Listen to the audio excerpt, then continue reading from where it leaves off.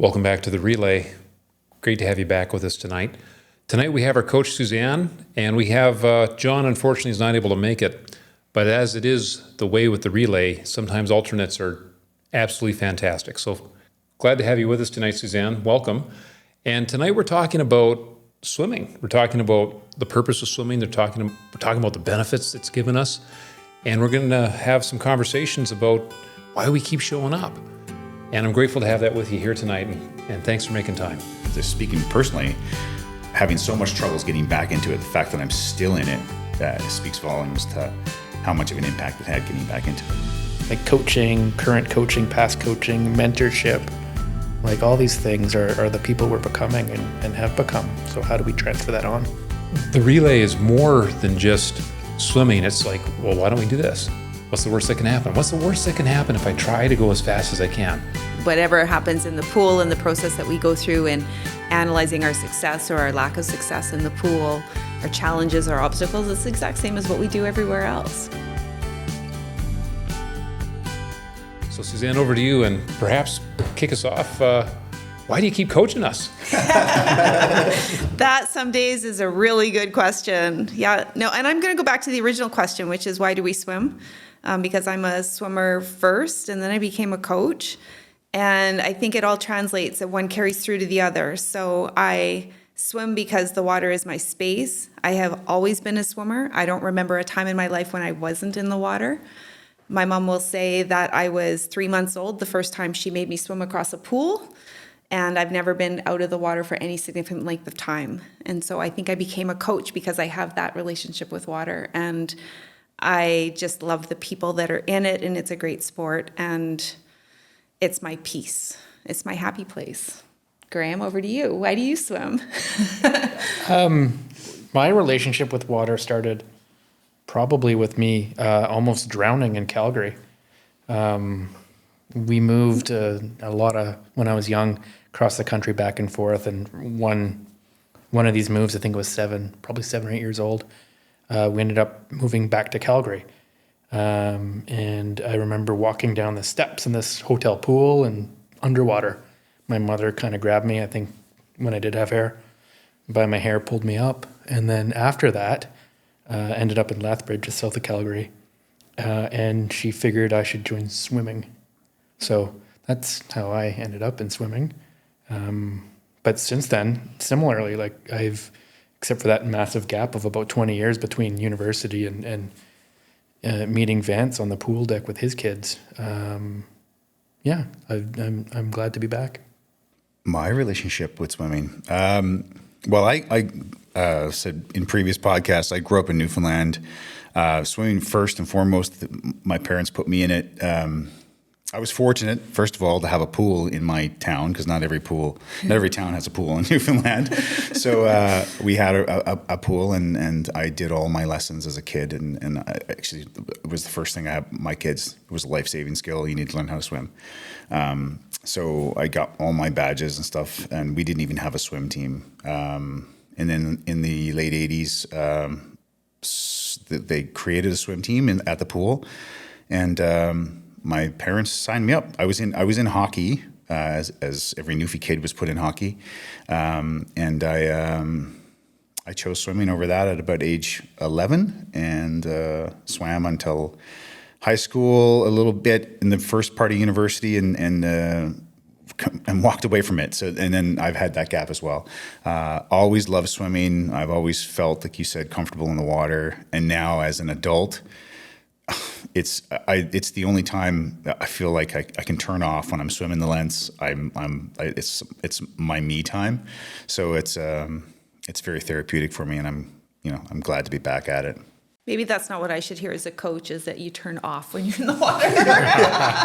What is he thinking about? I don't know. It just keeps moving. No, it's very it's being underwater. The sound. It's just such a great feeling, and although it's tiring and hard at times, I show up as much as I can, as much as my shoulder's letting me right now, which is really frustrating me. But I couldn't be happier to be back and having that, meeting you that time on the pool deck and getting back into swimming was very hard for me. I tried multiple times and couldn't push myself into it. So now I'm back at it, and I'm not letting go. So I think one of the things that you said there is very interesting, though, which is that, and I was mocking it a little bit, but one thing that swimming does for us is that there's so many things going on when we're under the water. When you're swimming and you have to think about swimming, and you're thinking about breathing and your stroke turnover and when's the next breath coming and what the set is and what the interval time is, that you can't think about all the other stuff that's going on in your life. Yeah, that's you know, a good point. it's very settling in a focused way. So Yeah. you're focused on what you're there to do, but it lets you turn out all of the other turbulence and, you know, crap that's going on outside in your life. yeah. That's what I find. Yeah, that's what I mean. When I turn off all the noise, and Yeah. yeah, you're right. Like I was never great at math, so counting strokes and counting intervals and keeping on time is enough focus for me. So, but yeah, like again, it's couldn't be happier. It's an escape. It is an escape. Yeah, Yeah. yeah. It's great. How did you actually, because I'm not sure I know this story, how did you actually get back to swimming as as an adult? So The kids were in swimming? yeah, so I not randomly. I wanted to get the girls back in, get the girls into competitive swimming, and we discovered the Port Moody Aquarians because our kids' daycare was literally across the street from the pool.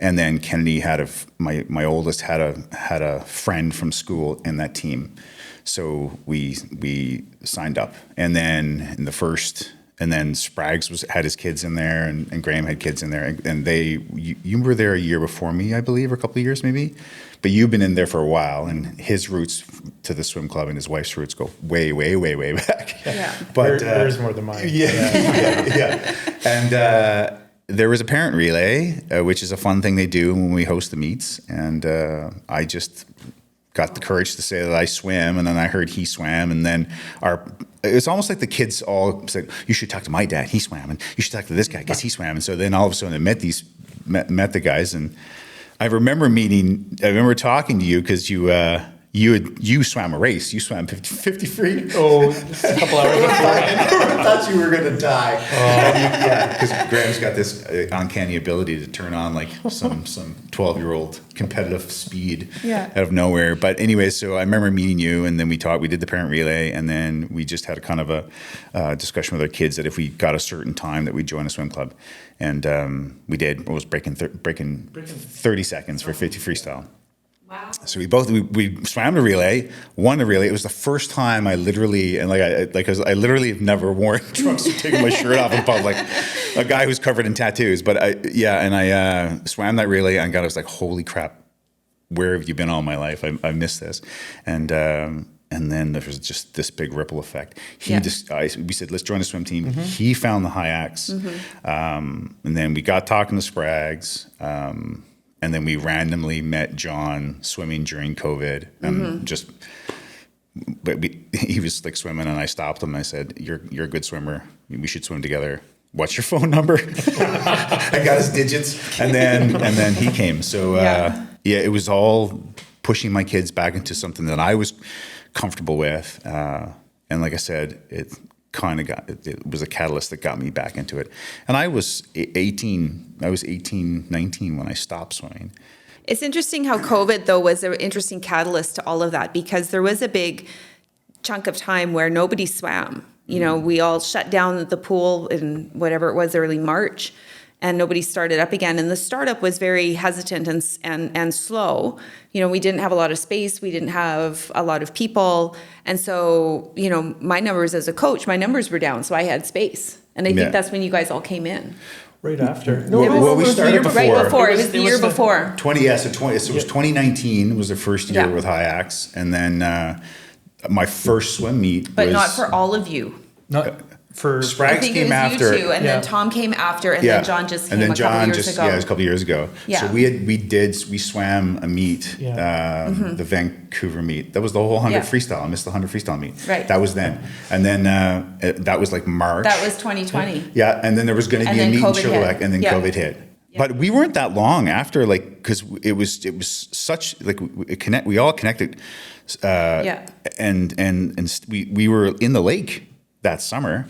So we found in the water, and Anders and yourself and Rob Charlin and all those guys were, and you. But it still needed that structure to continue, right? Like on our own devices over COVID, when we were doing it, or I would go on my own, I'd go for 800 meters and I'd be so satisfied with myself and go sit in the hot tub.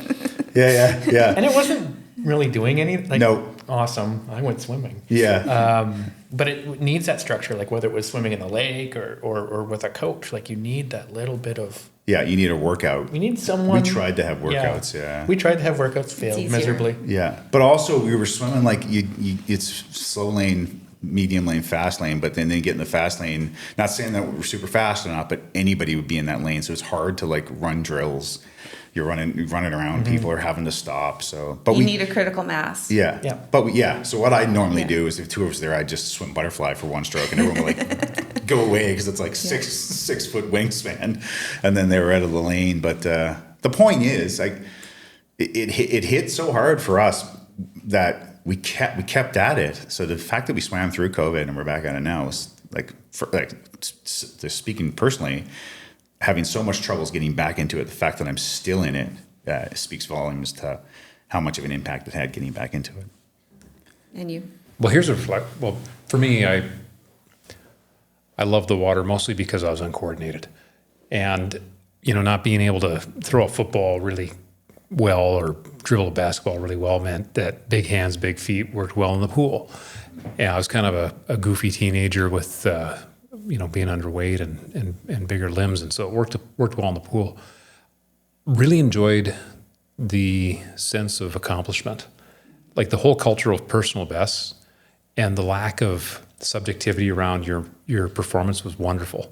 I remember contrasting a grade I got on an English paper, going, well, at least I'm consistent. No matter what I tried, I got consistency, and I was like, this is really frustrating. And my mother said to me, so at least you're not a figure skater. And I just remember that moment going, yeah, swimming's a good sport because it's you and the clock. And that was really good. And, coming back to it, I look back at kind of where I felt that I was disciplined enough to try my own fitness regimen.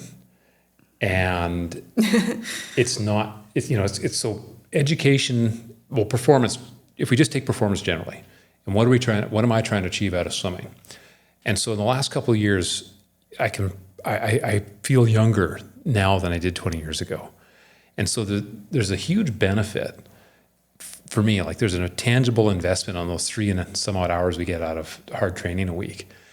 But what's interesting is if we didn't have you kind of directing us and not trying to work ahead of the coach, it's like I show up ready to do whatever I can and grateful to kind of do whatever I'm directed to do.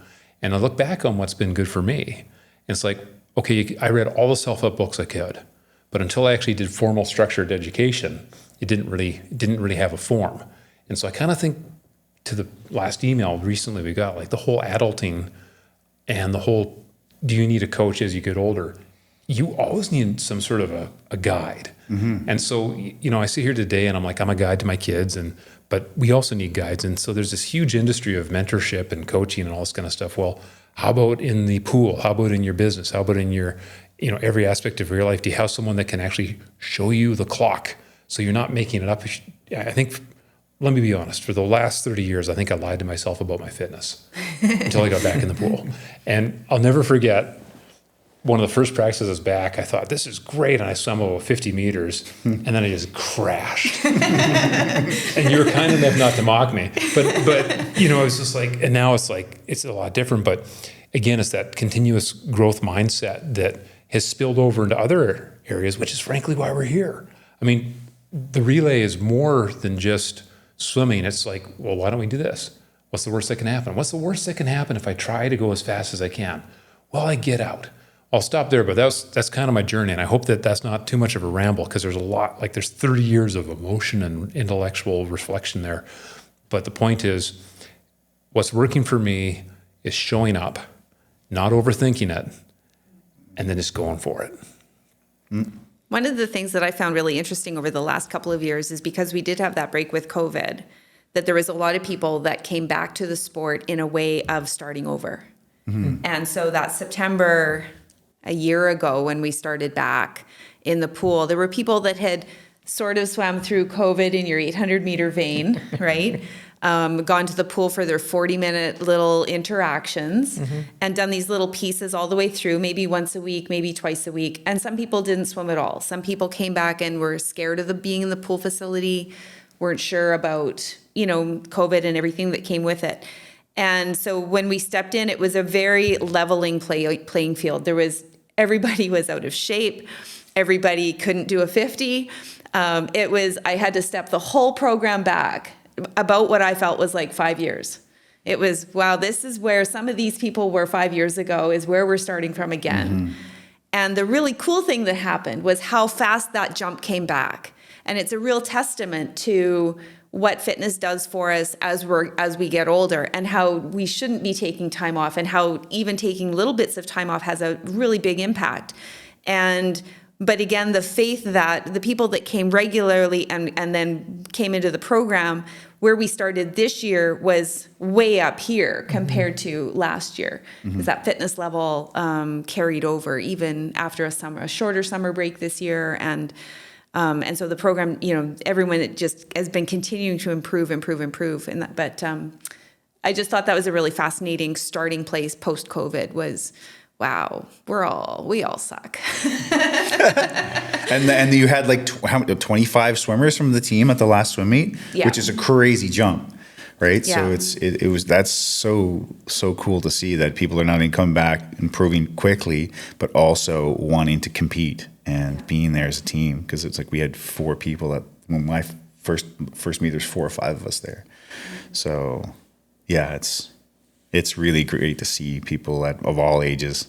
Well, and one of the things I think swimming does better, or maybe as well as not, because I don't know very many other sports. Swimming is my sport, and so I see it very clearly. But the one thing swimming does very well is it's a very technical sport. And you guys listen to me rant about drills and stroke technique and head position and body position and tech all the time.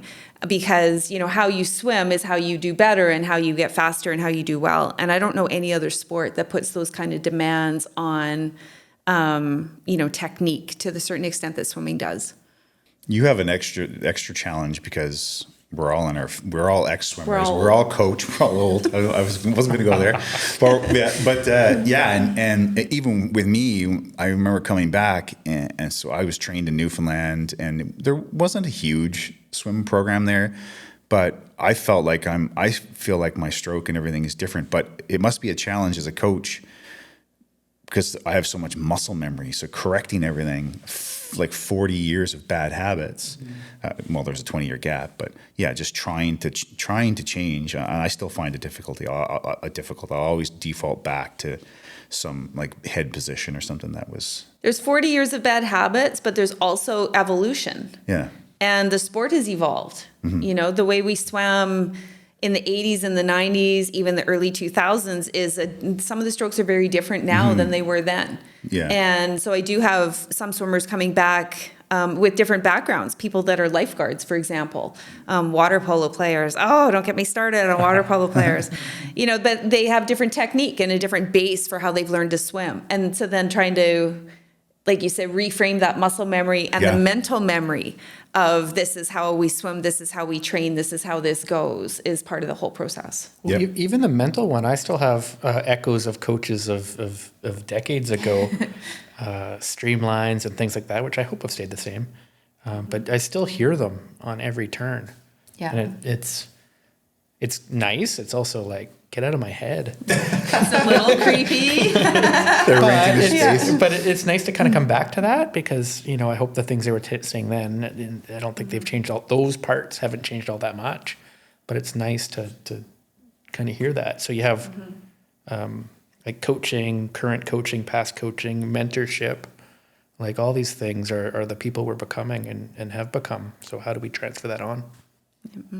When I reflect about the investment we get out of a couple hours of swimming a week, it's a pretty good return because I come to work the next day and I share about, pushing myself, and I find it motivates me for some of the things that I would otherwise avoid. But to the point about muscle memory, there was a bit of a self-reflection when I came back because I hadn't been in the pool for a long time, and it was a real reminder about how conscious we can be about directing ourselves, but how much of us is directed by our previous memories. I was reading a book recently about that's how, interesting. from a neurological perspective, how do we know memories are even real?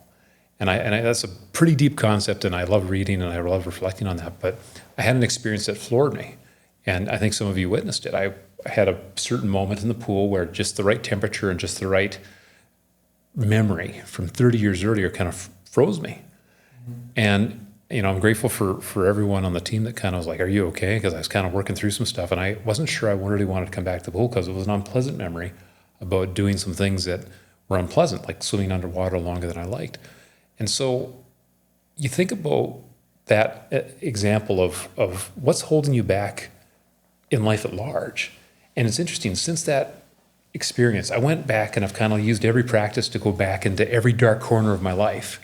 And I share this because, I've seen all of you grow as well.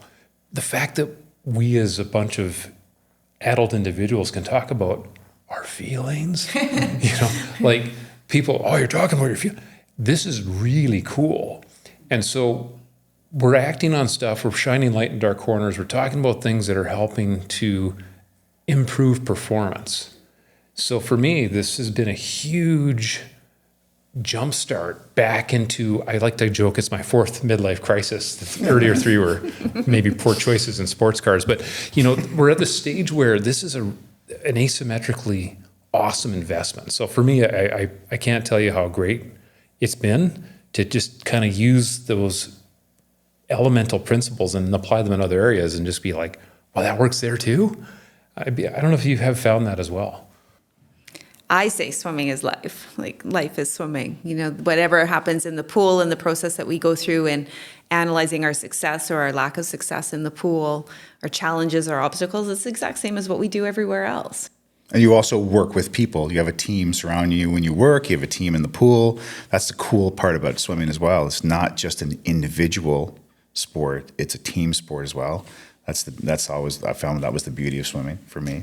I think the one to come back to the originating question too about why we swim. I think a big piece of why I'm involved in master swimming is because the underlying thing for me is it brings together all of these people of different ages. I mean, our group alone, we have, I guess our youngest person is now not that young anymore, I think 26 or something like that, but up to say 80, all in the pool at the same time, from different backgrounds, of different cultures, different races, different religion, different gender. We all swim together because we have this one thing in common, and that one thing matters, and we all laugh and we have a good time and it's fun, and nothing else matters. It's all about that shared experience in the pool. And what I like is, wouldn't it be great if everything was just like that? And I see that in the pool, and that's what drives me to the pool all the time. Those are my people.